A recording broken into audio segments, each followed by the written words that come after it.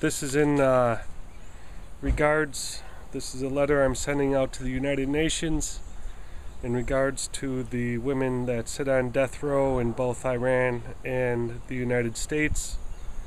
It's going to go to the Social, Humanity and Cultural Affairs Committee of the United Nations, and I've written to the Social, Humanity and Cultural Affairs Committee of the United Nations.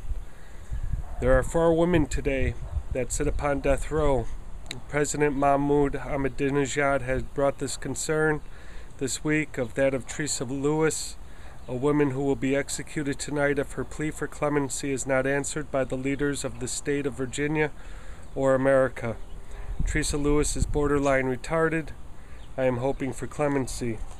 The 3 other women that sit upon death row that have been brought to my attention are in Iran. Their crimes are of a sexual nature in which they have been charged with adultery. I am hoping for clemency for these women. In light of these women who are to be put to death, I must ask for an emergency council to list these women as political prisoners to their unjust custom and cultures of the nations that they belong to. We as a people of the world must not take execution of human beings without taking into account the cultures and customs of humanity as a whole. We must begin to form a world forum to where once someone is placed on the list of their nation to be executed, they must then be placed as political prisoners to that nation's customs and cultures. When this happens, other nation states, territories may be able to stop the execution by allowing the person to be free within the borders of their own nation state territory where the custom or culture of the offender is not a capital offense or allowed without the judgment of execution.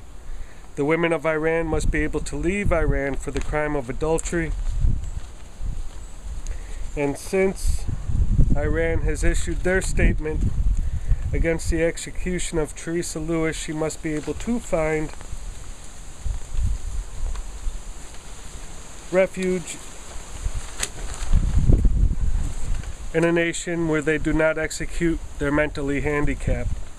I am hoping for clemency for all these women that are currently on death row in both Iran and America, and do hope for the United Nations to begin talks and summits on future executions of people that are on death row for cultural and custom offenses.